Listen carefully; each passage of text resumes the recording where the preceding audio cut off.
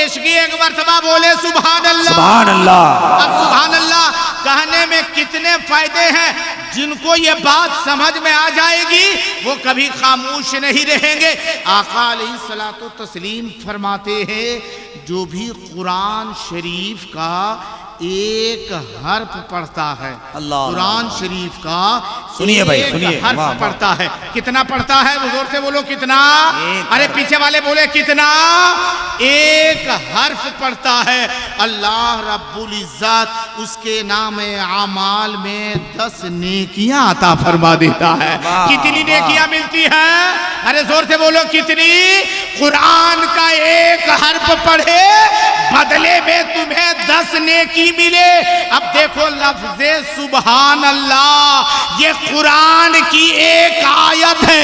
ये इसमें लफ्ज़े सुभान अल्लाह कुरान की एक आयत है जिसमें सीन भी एक अलग हर्फ है, बा अलग है, हा अलग एक हर्फ है, अलीफ एक अलग हर्फ है, लाम ये अलग हर्फ है, हा ये अलग हर्फ है।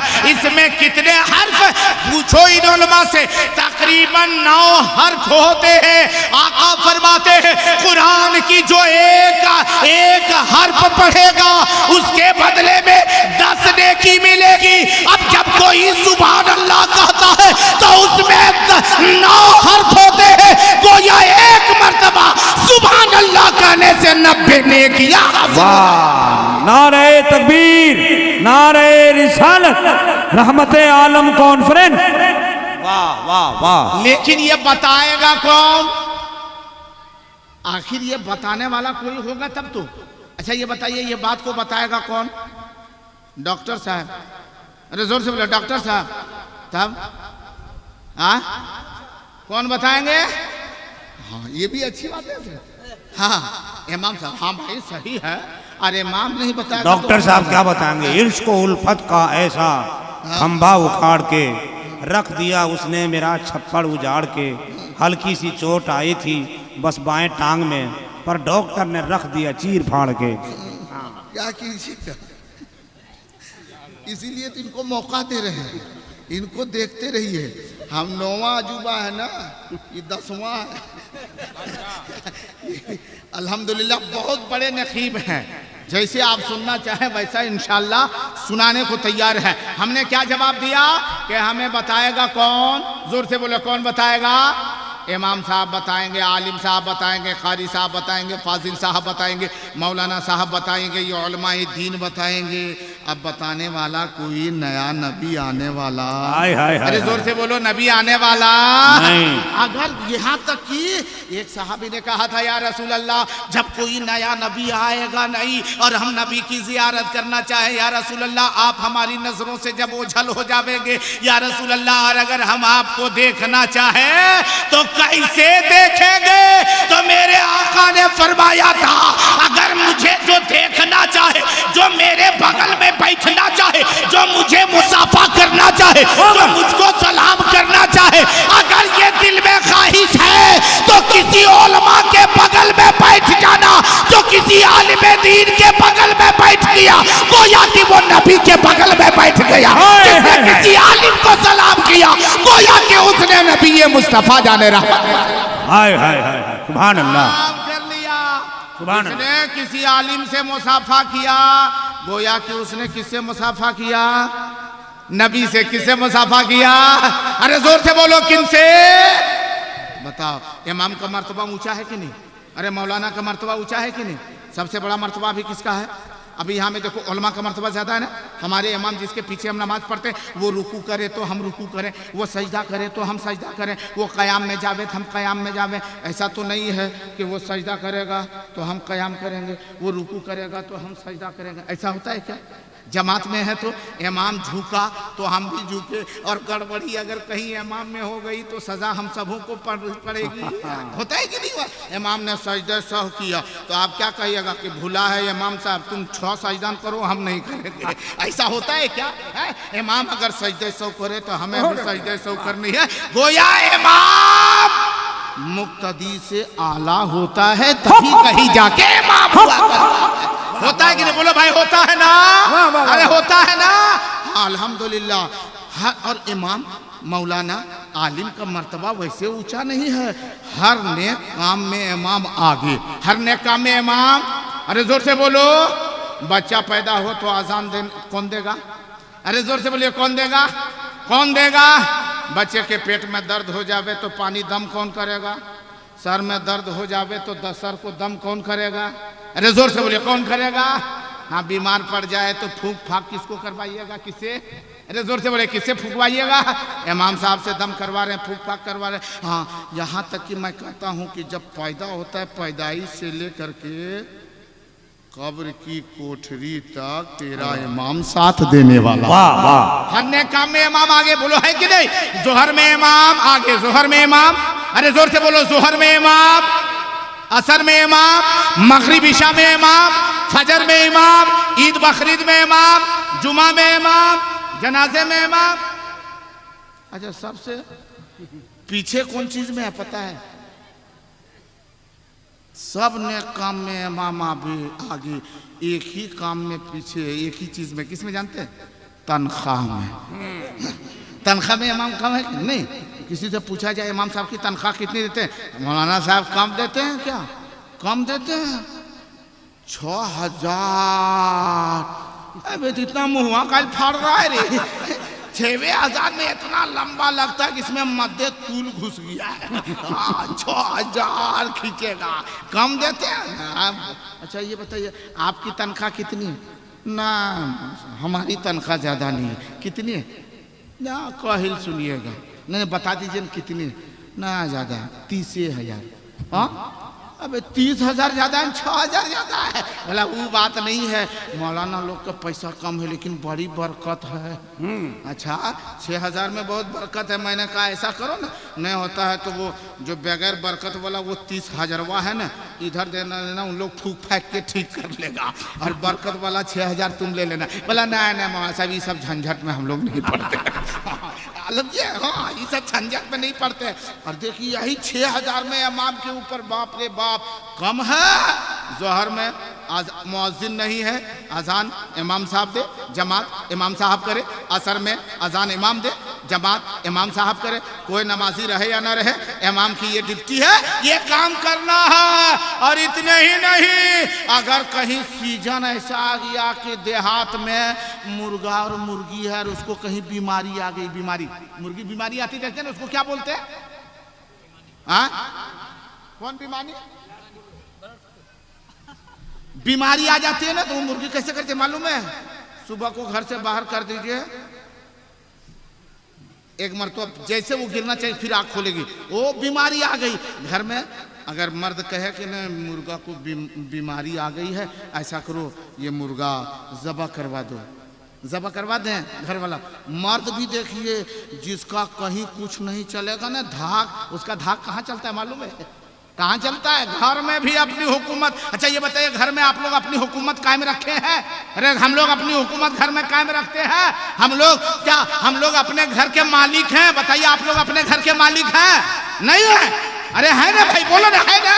जोर से बोले है, हाथ उठा के बताइए, अपने घर के मालिक सब अपने अपना है कि नहीं? हाँ, माशाल्लाह माशाल्लाह, सब लोग अपने घर के मालिक हैं। बहुत ज़ोर से एक जलसे में इसी तरीके से, जैसे हमारी माँ बहनें बैठी है ना, तो वहाँ का माहौल ये था कि ये बीच में बाउंड्री, इधर निस्वां औरतें हमारी माँ बहनें थी और इधर मर्दों की जमात थी। लेकिन औरतें खामोश रहेगी, खामोश। वो अल्लाह का शुक्र है, यहाँ बहुत अच्छे से सुन रही है।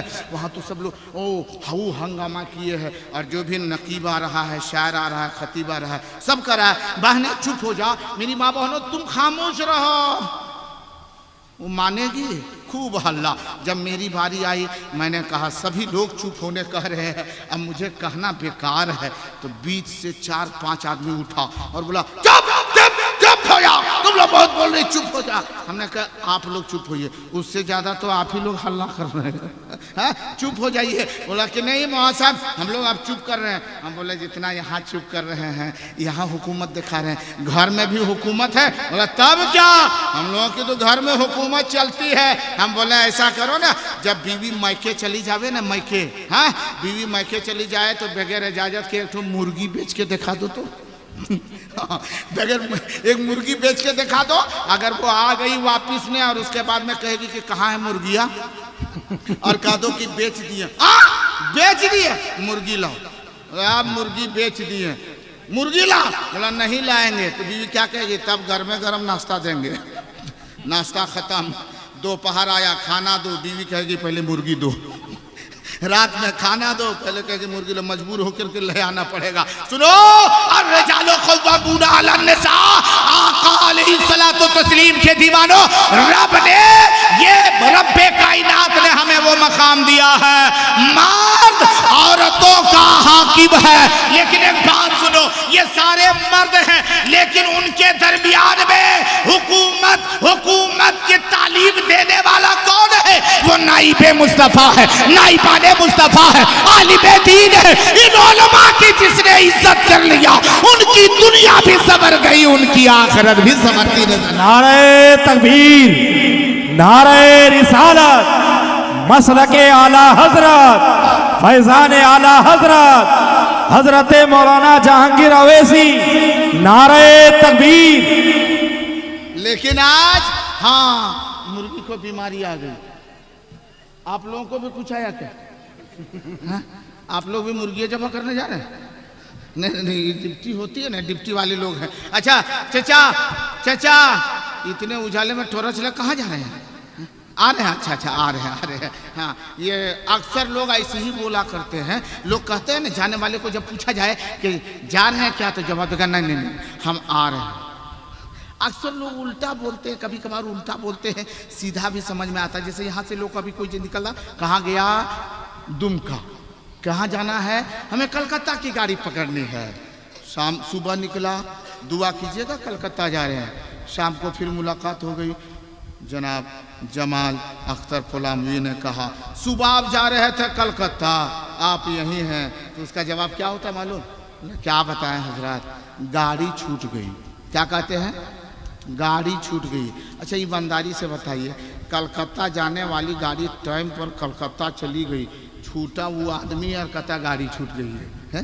कभी उल्टा बोलता है तो सीधा समझ में आता है, कभी सीधे बोलते लोग उल्टा समझ में आता है। हमारे लोग जो गए अल्हम्दुलिल्लाह वो वापस आ रहे हैं। अब मैं अपने मौजू पर आता हूँ। पूरा मजमा बोले या रसूल अल्लाह, और जोर से बोलो सुभान अल्लाह। अल्हम्दुलिल्लाह मैंने एक बात कहा था कि माँ बाप से मोहब्बत करते, बोलो माँ बाप से मोहब्बत करते हैं। अरे कितने लोग माँ बाप से मोहब्बत करते हैं? बोले सुभान अल्लाह। माशाअल्लाह, जिनके माँ बाप दुनिया में मौजूद है, मौला उनकी उम्र में बरकतें अता फरमा दे, और जिनके माँ बाप दुनिया से रुखसत हो चुके हैं, मौला परवरदिगारा उन्हें करवट करवट जन्नत नसीब अता फरमा।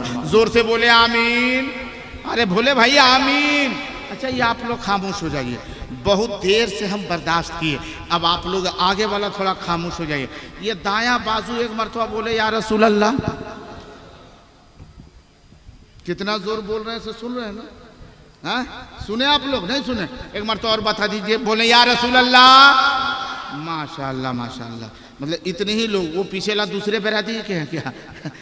वो लोग बोरों में नहीं ना आए हुए हैं, जबरदस्ती नहीं बैठाए गए हैं। ये पीछे वाले एक मर्तबा बोले सुभान अल्लाह। माशाअल्लाह माशाअल्लाह। अच्छा ये लोग माशाअल्लाह। अब इधर वाले हमारे भाई लोग एक मर्तबा बोले या रसूल अल्लाह।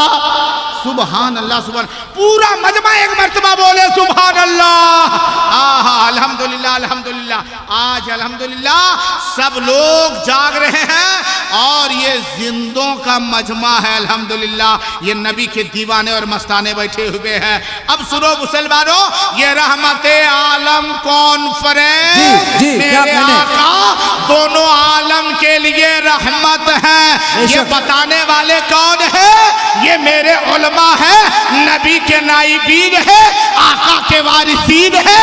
ये बताने वाले हैं कि यकीनन दोनों आलम के रहमत कौन है? बताने वाले ये उलमा है। माँ का मर्तबा क्या है? बताने वाले ये उलमा है। बाप का रुतबा क्या है? बताने वाले ये उलमा है। और खुद मेरे आका फरमाते हैं माँ जन्नत है और बाप जन्नत का दरवाजा। अरे जोर से बोलो, बाप जन्नत का। आवाज पीछे साफ सुथरी जा रही है, थोड़ी इको कम कर दीजिएगा, बहुत झंझनाहट है। हाँ। इसके लिए लोगों को समझ में बात नहीं आ रही। इको थोड़ा एकदम कम कर दीजिए। हाँ थोड़ा सा कम कर दीजिए। अब देखिए मेरी आवाज इंशाल्लाह साफ पहुंचेगी। हाँ ठीक है, पूरा मजमा इधर तवज्जो दे। माँ जन्नत है। माँ क्या है? अरे जोर से बोलो माँ। माँ और बाप जन्नत का, बाप जन्नत का दरवाजा। क्योंकि माँ को देखना सवाब है। माँ को देखना, अरे जोर से बोलो, माँ को देखना। पूरा मजमा बोलेंगे, माँ को देखना, बाप को देखना, वली को देखना, बोलते रहो, वली को देखना, पीर को देखना, उस्ताद को देखना, बुजुर्ग को देखना, बीवी को देखना। तो हंस कह रहे सवाब नहीं है, है? बीवी को देखना सवाब है कि नहीं? अरे बोलो भाई सवाब है। हाँ हाँ हाँ, माशाल्लाह माशाल्लाह, लोग समझदार बैठे हुए हैं। हाँ, बीवी को देखना भी सवाब है, लेकिन उसमें शर्त है। क्या बात है? उसमें शर्त है। बीवी देखना सवाब है, लेकिन अपनी बीवी को देखना सवाब है। इसका ख्याल कीजिए। आज तो लोग अपने से ज्यादा गैरों पे नजर रखते हैं। और इन बुराइयों से बचो, इन गुनाहों से बचो। एक शौहर ने, एक बीवी ने अपने शौहर से कहा था, ये बताओ, बीवी ने अपने शौहर से क्या कहा, बताओ कि आप हमसे कितनी मोहब्बत करते हैं। एक थोड़ी सी तवज्जो दे, कितनी मोहब्बत करते हैं? शौहर ने कहा बहुत ज्यादा मोहब्बत करता। बोला कितनी मोहब्बत करते हैं बताना होगा। अरे पगली, ये हमारे कुछ दोस्तों अहबाब लोग आए हुए बैठे हुए, इन लोगों के सामने पूछ रही हो कि कितनी मोहब्बत करते हैं। मैं तुमसे बहुत ज्यादा मोहब्बत करता हूं। बीवी जिद में अड़ गई कि नहीं, बताना होगा कितनी मोहब्बत करते हैं। अब शौहर बेचारा परेशान है, क्या कहूं। उन्होंने कहा कभी तूने सुना होगा लैला मजनू को कितनी मोहब्बत है, उससे भी ज्यादा मोहब्बत। बोला नहीं नहीं, साफ सुथरी लफ्जों में बताइए कितनी मोहब्बत करते हैं। तब शौहर ने कहा इसको देखती हो? कहा हाँ। बोला ये क्या है? बोला ये मोबाइल है, मोबाइल। शौहर ने कहा देखो ये मोबाइल है और इसके अंदर में एक सिम कार्ड है, एक सिम है। जवाब दिया बीवी, बोली हाँ हाँ सिम है। कहा देखो ये मोबाइल से सिम को अलग कर दो तो सिम बगैर मोबाइल के बेकार है, और अगर सिम से मोबाइल अलग कर दो तो मोबाइल बगैर सिम के बेकार है। कहा हाँ। कहा देखो मान लो ये मोबाइल है ना, अंदर में एक सिम है, समझो मैं मोबाइल हूँ और तुम अंदर में जो सिम है उसके तरफ तुम बिल्कुल अंदर में हो। बीवी बेचारी बहुत खुश हुई। अरे मेरा शौहर इतनी मोहब्बत करता है, जो मोबाइल की तरह अपने को और मुझको सिम की तरह एकदम भीतर में। बीवी बहुत खुश हुई कि आहा, मेरा शौहर मोबाइल की तरह, हम तो एकदम भीतर में रहने वाले सिम की तरह है। क्या खुशबूदार नाश्ता है, चाय पानी है, खाना है, इंतज़ाम हो रहा है। थोड़ी देर में उसकी सहेली आ गई। उसकी सहेली पूछती है, आज बहुत मुस्कुरा रही है, मामला क्या है? वो बोली कि मेरी सहेली सुनो, मामला ये है कि आज मुझको पता चला कि मेरा शौहर मुझसे कितनी मोहब्बत करता है। पूछती है कि कितनी मोहब्बत करता है, कितनी मोहब्बत करता है? मेरे शौहर मुझसे इतनी मोहब्बत करता है। उन्होंने कहा कि मैं मोबाइल की तरह हूँ और वो सिम, वो मेरा शौहर बोला कि मैं मोबाइल की तरह हूँ और तुम सिम कार्ड की तरह हो, मैंने भीतर में रहने वाला, मैं एकदम भीतर में दिल में रहने वाली हूँ। इतना मेरा शौहर मुझसे मोहब्बत करता है। तो उसकी सहेली हंसने लगी। कहा बेवकूफ, तुम हंस रही हो, मेरा शौहर मुझसे मोहब्बत करता है इसलिए जल रही हो। कहा नहीं रे पगली, जल नहीं रहे हैं, आजकल के मोबाइल में 3-3 सिम लगता है। अब पता नहीं तुम कौन सिम हो, उसमें इनकॉमिन है कि वह खत्म है। आज ये आलम है, याद करो उस तारीख को जब उस बूढ़े बाप, एक बूढ़ा बाप है, मजदूर है, याद रखो बूढ़ा मजदूर मजदूरी करके अपने बच्चों की परवरिश कर रहा है, मजदूरी करके अपने बीवी को खाना खिला रहा है। लेकिन वक्त ऐसा आ गया, कौम ने देखा ये बूढ़ा है, ये सही से ईंट भी नहीं उठा सकता, ये सही से गारे मिट्टी नहीं उठा सकता। लोग उसे मजदूरी कराने नहीं ले जाने लगे, कोई काम ना देने लगा। एक दिन भूखा रहा, उसकी बूढ़ी बीवी गई दूसरे के घर में और जाने के बाद में वहां पहुंच के कहती है मैं तेरे घर के बर्तन धो देती हूँ, तेरे घर के जो है झाड़ू लगा देती हूँ, साफ सुथरा कर देती हूँ, झाड़ी पोछा लगाती हूँ, मुझे 2 रोटी दे दो। उस घर वाले ने उसकी खिदमत देख करके 5 रोटियां दी है, जिसके 3 बच्चे हैं, 1 बेटी बड़ी है, 2 छोटी बच्चियां छोटी है और 1 खुद है, 1 उसका शौहर है। मिलजुल करके ये 5 परिवार है।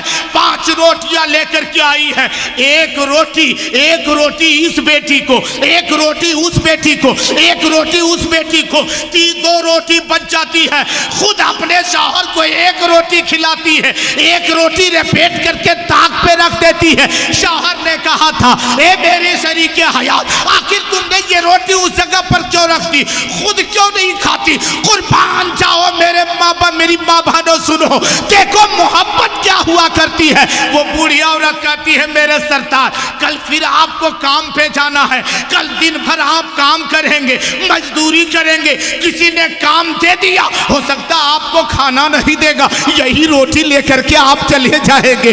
दिन में दोपहर में लोग पानी पिएंगे, उस वक्त ये रोटी खा करके आप भी पानी पी लेंगे।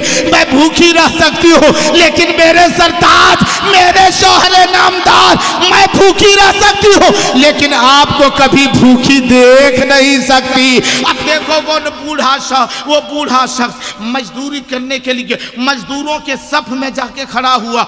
आए लोग, जवान देखा उसे ले गया, नौजवान देखा उसे ले गया, हट्टा कट्टा बाजू वाला देखा उसे ले गया। इस बूढ़े को किसी ने न ले गया, किसी ने काम ना दिया। 1 दिन गुजरा, 2 दिन गुजरे, कोई काम ना दिया। तीसरा दिन बूढ़ा शख्स अपने घर में रोने लगा, वो औरत उसकी बीवी भी रोने लगी। आखिरकार अब हमारी जिंदगी कैसे गुजरेगी? ऐ कौम के मुसलमानों सुनो, उसी में उसकी एक बेटी है जो 18 साल की है।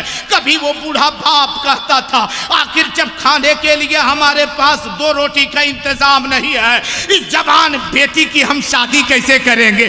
कभी वो बूढ़ी माँ कहती मेरे सरताज अगर ये झोपड़ी बेच देंगे फिर भी बेटी के हाथ को मेहंदी नहीं सजा पाएंगे। ये दोनों बोल रहे थे। उसकी जवान बेटी दीवार से कान लगा के सुन रही थी। अब वो बेचैन होती है कि मेरे बूढ़े माँ बाप बहुत तकलीफ में है। अब देखो वो लड़की है जो जवान है, 18 साल है। दूसरे दिन सुबह को क्या कहती है, ए मेरी माँ मुझे इजाजत दे दो, मैं फलाने अपने सहेली के यहाँ शादी में जाना चाहती हूँ, मुझे इजाजत दे दो। माँ कहती है जा जा बेटी जा, 3 दिन से भूखी है, कहीं शादी में मेरी बेटी चला। वो हिंदुस्तान का नामवर खुतबा में जिनका नाम है अल्हम्दुलिल्लाह, वो हज़रत अल्लामा मौलाना मुफ्ती गुलफाम रज़ा साहब किबला मदजिल्लुहुल आली की आमद है। ज़ियारत करें। हाँ आप लोग तशरीफ़ रखें, बैठ जाएं, थोड़ी देर बैठ जाएं और फिर उसके बाद आप सुनेंगे शायर इस्लाम हज़रत ख्वाजा गुलाम सरवर से भी आप थोड़ी देर में इंशाअल्लाह समाअत करेंगे। इधर तवज्जो दे, पूरा मजमा बोले या रसूल अल्लाह, और जोर से बोलो सुभान अल्लाह, पूरा मजमा बोले या रसूल अल्लाह। वो लड़की कहती मेरी माँ मुझे इजाज़त दे दो। माँ कहती बेटी किस चीज़ की? वो लड़की कहती मेरी माँ मैं अपने सहेली के यहाँ शादी में जाना चाहती हूँ। वो माँ सोचती है कि 3 दिन से भूखी है, चलो कहीं शादी में जाएगी भर पेट खाना तो खा लेगी, ये सोच के माँ इजाज़त देती है। लेकिन सुनो वो बच्ची जाती कहाँ है? किसी सहेली की यहाँ नहीं, किसी दोस्तों अहबाब के यहाँ नहीं, किसी के यहाँ पार्टी में नहीं, किसी शादी में नहीं जाती है। वो सीधे कहाँ गई? तवाइफ खाने में चली गई, कोठे में चली गई, निकाब पहन के गई। जब कोठे के करीब गई है, निकाब चेहरे से पलट दिया ताकि कोई हमें देखे। वो खूबसूरत हसीन और जमील लड़की है ताकि हमें कोई देखे और उसके बाद में हम इसके जरिए से कुछ पैसे कमा लें, हम भी इसी काम में लग जावे ताकि अपनी बहनों के खाने का इंतजाम, खुद अपने माँ बाप बूढ़े माँ बाप के खाने का इंतजाम। ये देखो क्या नीयत लेके चली है। वहां पहुंच करके अपने चेहरे से निकाब को पलट दिया ताकि कोई देखे, लेकिन कोई नौजवान उसकी तरफ देखता नहीं था। सोचती है शायद कि सिर्फ चेहरा खुला है, पूरे निकाब को खोल के रख देती है, सिर्फ कपड़े में है ताकि कोई हमें देखे। सुबह गई है, दोपहर हो गया, किसी ने ना देखा, शाम होने लगी, किसी ने निगाह उठा के ना देखा। वो लड़की वापस दोबारा अपने घर आती है। आने के बाद माँ बाप के करीब आई, धड़ाम से जमीन पे गिर गई, बिलक बिलक के रोने लगी। बाप ने पूछा था, बेटी बताओ आज तुम रोती क्यों हो, तेरे रोने का सबब क्या है, वजह क्या है? तो उस बेटी ने ये कहा है, मेरे बाप, मैं जहां भी जाती हूँ इतनी हमारी गुर्बत, लेकिन कोई हमें नजर उठा के देखता भी नहीं। बाप ने कहा था, बेटी तू बताओ किसकी शादी में गई थी? बेटी कहती, बाप मेरे अब्बू, मैं किसी के शादी में नहीं गई थी, मैंने रात में ये सुन रखा है, मैं सुन रही थी, आप भी रो रहे थे, माँ भी रो रही थी, इसलिए मैं अपने जिस्म फरोशी के लिए, अपनी आबरू को बेचने के लिए कोठे के करीब में चली गई थी, ताकि कोई मुझे देखे और पैसे पर मैं अपनी खूबसूरती को लुटा दूं, बेच दूं। लेकिन मेरे बाप, हम इस काबिल भी ना ठहरे, किसी ने मेरी तरफ निगाह उठा करके ना देखा। बाप ने इतना सुना है, फौरन सजदे में गिरा है और गिरने के बाद सुभान रब्बिल आला की नारा लगाया है। फिर उठ करके पूछता है, बेटी बताओ क्या किसी ने तेरी तरफ नजर उठा के देखा है? बेटी कहती, बाप मेरे अब्बू, किसी ने मेरी तरफ नजर उठा के नहीं देखा। उस वक्त फिर बाप उसका सजदे में जाता है, फिर पूछता है, बेटी बताओ किसी ने तेरी तरफ नजर उठे के देखा, किसी ने तेरी आबरू पे हाथ डाला? बेटी कहती, हाथ डालने की बात, कोई तो मुझे तो मेरी तरफ देखता भी नहीं था। वो बाप फख्र से कहता है, ए मेरी बेटी सुनो, अरे तू वहां पूरी जिंदगी खड़ी रहती, मेरा अकीदा है कोई तेरी तरफ नजर उठा के नहीं देखता, क्योंकि मेरा अकीदा इसलिए है कि मैंने आज तक किसी गैर महरम औरत को नहीं देखा है, किसी गरीब की बेटी पर गलत नजर मैंने नहीं उठाई। वाह वाह वाह वाह, नारे तकबीर, नारे रिसालत, रहमते आलम कॉन्फ्रेंस, वाह। इसलिए लोगों, अपने आप को संभालो, अपने आप को संभालो। आज हम इससे काफ़ी दूर हैं, गुनाहों में डूबे हुए हैं, गुनाहों में लथपथ हैं। आज आलम क्या है जानते, बहुत बड़ा आलमिया है। अच्छा ये बताइए, अभी जो मौका, ये वक्त चल रहा है ना, शादी ब्याह का वक्त चल रहा है, बोलो भाई चल रहा है कि नहीं? अरे बोलो भाई, शादी ब्याह का वक्त है ना। नारे तकबीर, और धीरे बोलिए आप लोग। हाँ। नारे तकबीर, नारे रिसालत, शायर इस्लाम ख्वाजा गुलाम सरवर, माशाअल्लाह, एक अच्छी आवाज़, खूबसूरत आवाज़। धामनगर उड़ीसा, सरकार मुजाहिद मिल्लत का फैज़ान हज़रत ख्वाजा गुलाम सरवर उड़ीसा की शक्ल में मेंबर शरीफ पर वरूद व मसूद हो रहे हैं। इनके खिताब के बाद इंशाअल्लाह उनका कलाम होगा, फिर इंशाअल्लाह ख़तीब इनकलाब आफरी हज़रत अल्लामा मुफ्ती गुलफ़ाम रामपुरी साहब किबला का खिताब नायाब होगा, फिर सलाम होगा। आप भी अपने घर, हम भी अपने घर। माशाल्लाह, इधर तवज्जो दें, ये शादी का मौका है, हर लोग अपनी बेटी का शादी करते हैं, बेटा का शादी करते हैं। इधर तवज्जो दें, इधर तवज्जो दें। अरे बोलो भाई, शादी करते हैं कि नहीं करते हैं? करते हैं ना? हाँ माशाल्लाह, शादी करते हैं और करनी भी चाहिए, क्योंकि शादी करना सुन्नत है। शादी करनी सुन्नत भी है, अमल तो करते हैं, लेकिन मुकम्मल शादी में खुराफात है। सुन्नत तो है, लेकिन शादी में मुकम्मल खुराफात है। हाँ, बहुत खुराफात है। अच्छा ये बताइए, अच्छा जब बेटी की शादी करने वाले होते हैं जो लोग ना, अगर एक बेटी की शादी करनी हो, दो बेटी की शादी करनी हो, जब शादी का वक्त आता है तो बेटी के बाप का कलेजा धक धक करता है। पता नहीं कैसा दामाद मिलेगा, कैसा समधी मिलेगा, कैसे हम अपनी बेटी की शादी करेंगे, ये सब सोचते रहते हैं। और बेटा वाला का मत पूछिए, बेटा वाला तो वो अलगे मोछ में घी लगाए रहता है। हाँ, बहुत कि हमें लेना है, लेना है। हाँ हाँ, हमें लेना है। अरे देसी घी लगाते हैं। हाँ, बेटी वाले से हमें लेना है। कितना लेना है? कभी कभार तो आज का अल्हम्दुलिल्लाह उलमा ने बहुत तबलीग की है, ये लोगों बेटियों के बाप से जहेज मत मांगो, डिमांड मत करो, इन गुनाह में मत पड़ो, क्योंकि इसके पाई पाई का हिसाब कल क़यामत के दिन देना। बहुत अच्छे, बहुत एक जर्रे जर्रे का हिसाब देना पड़ेगा। आज लोग कहते हैं ना, बेटियों के बाप से मांगते हैं, कम नहीं मांगते, पैसा नहीं, कोई कोई तो ऐसा कहता है हमको कुछ मांग नहीं है, कोई डिमांड नहीं है। क्या मांगते जे? नहीं नहीं कुछ मांग नहीं है, हमें सिर्फ बेटी चाहिए। हम माशाल्लाह बहुत नेक लोग हैं। हाँ हमें सिर्फ बहू चाहिए, हमें हमारा कोई मांग नहीं है। लेकिन जो दामाद होने वाला है उसको खाली खुश कर दीजिए। अरे वो कैसे खुश होगा रे? कुछ तो आइडिया होगा ना कैसे खुश होगा। तो बेटा बाप क्या बोलता मालूम है कि गैलेम्बर है घर में। एक दिन बोल रहा था वो कि गैलेम्बर है, ये है, प्लाटिना है, ये है, और स्प्लेंडर प्लस है, ये है, बुलेट नहीं है। ये लड़का बोल रहा था हम मांग नहीं रहे हैं, खाली खुश कर दीजिएगा। आपकी कौन सी मांगेगा रे? बेटी बाप के करे जवाब मांगेगा? है क्या मांगेगा?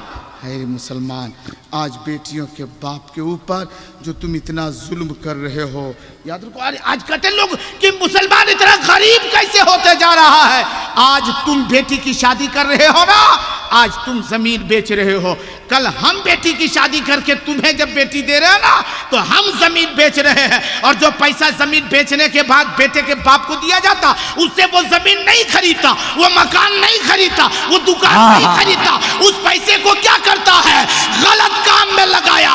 बारात गया तो वो डीजे मत पूछिए, आए डीजे ऐसे। और नौजवान लोग भी ऐसे डीजे का आशिक है, जैसे डीजे ढीस ढास ढूस होगा, लगता है कि नौजवान स्प्रिंग पर है, अपने हिलना शुरू हो जाता है। हाँ, और जैसे इधर ढीस ढास ढूस है, उधर बेटा का बाप पूरा खुश है। हाँ, घर में एगो टाटर भी नहीं है, गेट की बात अलग है, बांस का टाटर लगा रहा है। इधर बाजा में खुश है बेटा का बाप, उधर कुकुर घुस जा रहा है, कोई फिक्र है नहीं उसको। हाँ? अरे पैसा मिला कम से कम उसे जायज कामों में लगाओ। लिया है तुमने, गुनाह किया है, डिमांड किया है, लेकिन उसे बचा दो। हमने पड़ाके में उड़ा लिया, आग लगा करके उसे तबाह कर दिया, बर्बाद कर दिया। और फिर उसके बाद जब मेरी बेटी की बारी आई, मैंने भी दिया, उसने भी बर्बाद कर दिया। सब लोग अपनी जमीन को बेच रहे हैं। आज मुसलमान गुर्बत के दलदल में फंसते जा रहे हैं। ऐ लोगों, इन बलाओं को दूर करो। आका फरमाते हैं, आका फरमाते हैं, तुम अपने बेटों की शादी, अपनी बेटियों की शादी दौलत की बुनियाद पर दौलत देख के मत करो। ये देखो कि इसके अंदर मुस्तफा जाने रहमत की सीरत है कि नहीं, फातिमा की सीरत है कि नहीं, फातिमा का किरदार है कि नहीं, नबी का इखलाक व किरदार इनके अंदर मौजूद है कि नहीं। बहुत अच्छे। नारे तकबीर, नारे रिसालत, रहमत आलम कॉन्फ्रेंस, बहुत अच्छे। आज हम इन चीजों से दूर हैं। एक आखिरी बात बता दूं मैं, एक आखिरी बात, क्योंकि वक्त मेरा खत्म हो चुका है। एक आखिरी बात को सुनो। आप जानते होंगे सुल्तान सलाहुद्दीन अय्यूबी, सुल्तान सलाहुद्दीन अय्यूबी के बाप का नाम क्या है मालूम है? गवर्नर नजमुद्दीन अय्यूब उनके बाप का नाम है। बहुत काफी उम्र हो चुकी थी, उसकी शादी नहीं हुई थी। सुल्तान सलाहुद्दीन अय्यूबी बाप माँ बाप की शादी के बाद पैदा हुए। लेकिन उनके बाप की एक बात बताता हो, सुल्तान नजमुद्दीन की उम्र ज्यादा हो गई लेकिन शादी नहीं हुई। उनके भाई सुल्तान नजमुद्दीन के भाई असदुद्दीन ने कहा था, मेरे भाई असदुद्दीन शेर ने कहा था, भाई आप शादी कर लो ना। आपकी शादी नहीं हो रही, इसलिए आपसे मैं छोटा हूं तो मैं भी रुकावट में पड़ गया हूं। आपकी शादी हो जाती तो मेरी शादी हो जाती, मैं लड़की तलाशूं। तो उस वक़्त नजमुद्दीन ने क्या जवाब दिया था? बताओ कौन सी मेरे लिए लड़की तलाशोगे? कहा कि शाह सल्जूक की बेटी या वजीर मुल्क की बेटी से तेरा रिश्ता कर देते हैं। उन्होंने कहा था नजमुद्दीन ने, मुझे उसकी वो बेटी नहीं चाहिए, मुझे पसंद नहीं है। इतनी खूबसूरत, वो भी बादशाह की बेटी, हसीन भी है, मालदार भी, पैसे वाले, इतनी खूबसूरत, फिर भी तुझे पसंद नहीं? जवाब दिया, हाँ हाँ मुझे ऐसी लड़की नहीं चाहिए, मुझे वो लड़की पसंद नहीं है। तो उसके भाई असदुद्दीन ने पूछा था, मेरे भाई तू बता कि तुझे कौन सी लड़की पसंद है? तो सुनो नजमुद्दीन का जवाब सुनो। उन्होंने कहा था, मेरे भाई मुझे वो लड़की चाहिए शादी के लिए, मुझे वो लड़की पसंद है, मेरी वो बीवी बने जो मेरी अंगुली को पकड़ के मुझे जन्नत में ले जाए। इतने नेक बीवी चाहिए। अब वैसी लड़की कहाँ मिले? अब सुनो, वही सुल्तान जो है नजमुद्दीन नजमुद्दीन एक मस्जिद में गए, वहां एक अल्लाह के वली शेख बैठे हुए हैं, उनके पास जाके वाज़ व नसीहत उनकी होती थी, वो सुनना करते थे। इत्तेफाक देखिए जाके बैठ के उनकी नसीहत को समाप्त कर रहे, इतने में पर्दे के पीछे से एक औरत आती है, एक लड़की आती है, सलाम अर्ज करती है, कहती है शेख आपसे हम कुछ बात करना चाहते हैं, मैं कुछ बात करना चाहती हूँ। इतना सुनना था, शेख ने कहा था नजमुद्दीन बैठो, इधर देखो पर्दे के पीछे कोई लड़की है, उससे मैं बात करके आता हूँ, वो जरूरत में आई हुई है। पर्दे के पीछे गए, फिर उसके बाद में पूछते हैं बेटी इतना तू बता दे, मैंने जो लड़का तेरे लिए पसंद किया था, क्या उस लड़के से तुझे पसंद नहीं आया? वो लड़का तुझे रास नहीं आया? अरे वो मालदार है, पैसे वाला है, फिर उसके बाद भी तूने क्यों ठुकरा दी? वो लड़की कहती मुझे ऐसा शौहर नहीं चाहिए, मुझे ऐसे लड़के पसंद नहीं है। तो शेख ने पूछा था बेटी तू इतना बता दे कि तुझे कौन सा लड़का चाहिए, कैसा तेरा शौहर होना चाहिए? तो उस वक्त उस लड़की ने कहा था शेख मेरा पति मेरा शौहर ऐसा शख्स हो कि कल क़यामत के दिन वो मेरी उंगली पकड़ के मुझे जन्नत में ले जावे। पर्दे के पीछे जब नजमुद्दीन ने सुना था फौरन शेख के कदमों को पकड़ा और कहा शेख मुझे जिसकी जरूरत थी मिल गई है, खुदा की कसम। दूसरी शर्त क्या थी जानते हैं? ए शेख मेरी शर्त यह है कि मेरी उंगली पकड़ के मुझे जन्नत में ले जावे और हम दोनों की मुलाकात से जो बच्चा हो वो बच्चा वो बेटा वक्त आने पर मुसलमानों के किबले अव्वल को फतह करके वापिस ले ले। ये दोनों की ये ख्वाहिश थी और हकीकत में हुआ ऐसे।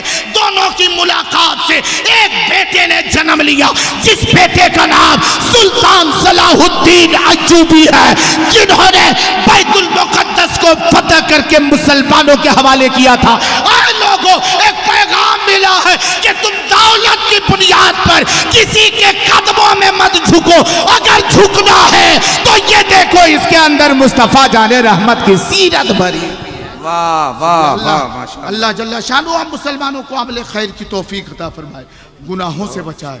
मौला करीमा परवरदिगारा यहाँ के हमारे जुमला जामिया कादरिया फैजुल उलूम के मुदर्रिसीन ने काफ़ी मेहनत की है और बच्चों को सींच रहे हैं। वो बच्चे आपके मोहल्ले में वो तालिब इल्म है जिनके बारे में आका ने फरमाया कि अगर ये तालिब इल्म किसी कब्रिस्तान से गुजर जाए तो 40 दिन तक कब्रिस्तान से अज़ाबे कब्र को उठा लिया जाता है। याद रखो ये पूरे मोहल्ले में आपके गुजर रहे हैं, खुश नसीब हैं आप लोग कि आपके मोहल्ले में ये फैजुल उलूम जैसा इदारा है। यहाँ अपने बच्चों को तालीम और तरबियत से आरास्ता करो, यहीं से पता चलेगा कि माँ का मकाम क्या है, बाप का रुतबा क्या है। माँ जिंदा है तब इज्जत कितनी करनी है, माँ बाप दुनिया से रुखसत हो जाए तब ख्याल कितना करना है, ये पता यहीं से चलेगा। खुद दीन की तालीम हासिल करने उलमा की सोहबत अख्तियार करो और अपने बाल बच्चों को दीनी तालीम से मुज़य्यन करने के लिए अपने बच्चों को यहाँ दाखिला कराओ, ताउन करो, मदद करो, हौसला दो और हाथों से हाथ मिला करके इस दारुल उलूम को चलाने की कोशिश करो। अल्लाह ताला हम मुसलमानों को राह रास्त सिराते मुस्तकीम पे चलने की तौफीक और रफ़ीक अता फरमाए। मौला हम मुसलमानों को झूठ चुगली की बस जना बग़्ज़ कीना दुश्मनी गुरूर तकब्बुर घमंड सारी बुराइयों से बचने की तौफीक अता फरमाए। मौला हम मुसलमानों को एक नेक बन के रहने की तौफीक अता फरमा। आमीन सुम्मा आमीन। अस्तगफिरुल्लाह रब्बी मिन कुल्ले ज़ंबि व अतूबु अलैह। कलमे हक़ का विर्द करके अपने क़ुलूब व अज़हान को मुनव्वर कीजिए और अपनी ज़ुबान को तथीर बख्शिए और पढ़िए ला इलाहा इल्लल्लाहु मुहम्मदुर रसूलुल्लाह सल्लल्लाहु तआला अलैहि वसल्लम। अस्सलामु अलैकुम व रहमतुल्लाहि।